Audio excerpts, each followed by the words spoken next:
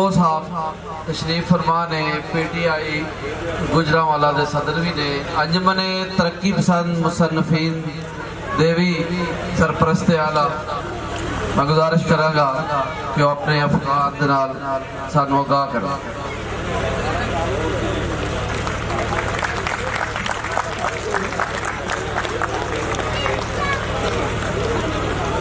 बिस्मिल्लाहिर्रहमानिर्रहीम।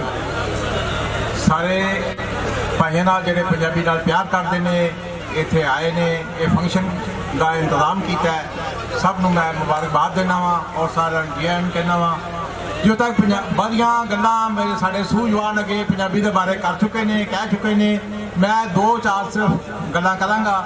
एक तो ये कि पंजाबी जिहड़ी है ना, जिन्हें दोस्त ना प्यार करते हैं, जिन्हें लिखारी ने अज तो 20 साल पहला वेखी, उस तो ज़्यादा ही लोग ने जिन्होंने नावल लिखे ने, जिन्होंने शायरी की है, सारा कुछ किया है। यदा मतलब है कि पंजाबी जिहड़ी है वो लिखन पढ़न दे विच ज़्यादा आ रही है, घट आने की बजाय जो अज तो 20-30 साल पहला सी उस तो हुण ज़्यादा मैं देखना वा।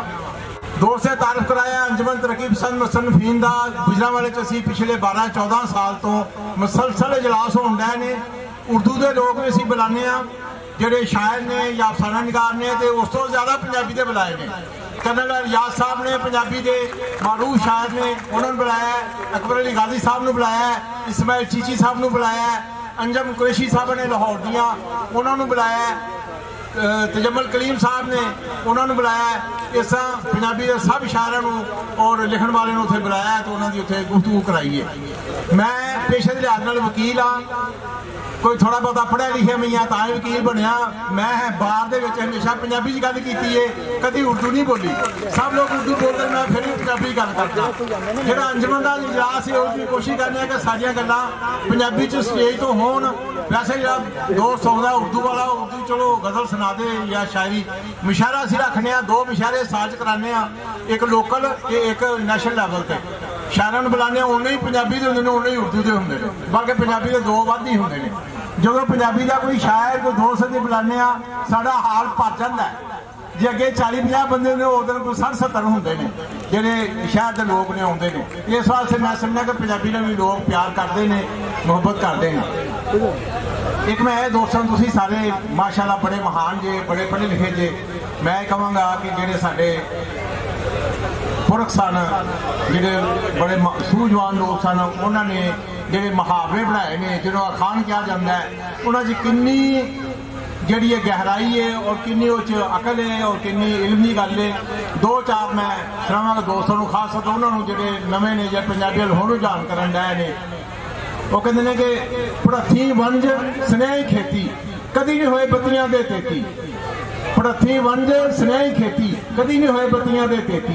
यानी किसी के हथी काम कराना तो स्नेह करके वाही करानी, वो वाही बीजी चो बत्तियां 33 रुपये नहीं हो सकते। घाटा ही पैना।